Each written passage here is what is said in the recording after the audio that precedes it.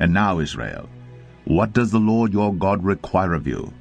But to fear the Lord your God, to walk in all his ways, to love him, to serve the Lord your God with all your heart and with all your soul, and to keep the commandments and statutes of the Lord, which I am commanding you today for your good.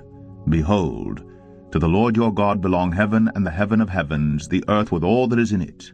Yet the Lord set his heart in love on your fathers, and chose their offspring after them, you above all peoples, as you are this day.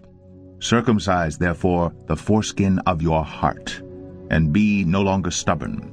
For the Lord your God is God of gods, and Lord of lords, the great, the mighty, and the awesome God, who is not partial and takes no bribe. He executes justice for the fatherless and the widow, and loves the sojourner, giving him food and clothing. Love the sojourner, therefore, for you were sojourners in the land of Egypt. You shall fear the Lord your God. You shall serve him and hold fast to him, and by his name you shall swear. He is your praise. He is your God, who has done for you these great and terrifying things that your eyes have seen.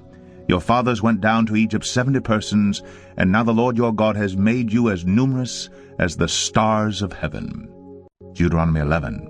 You shall therefore love the Lord your God, and keep his charge, his statutes, his rules, and his commandments always.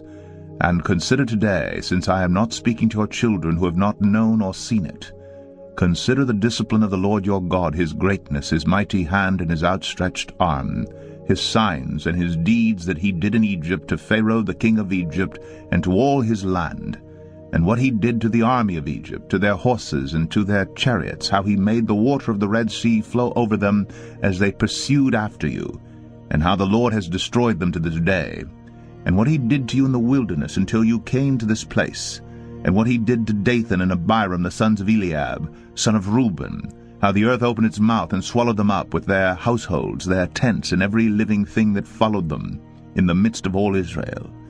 For your eyes have seen all the great work of the Lord that he did.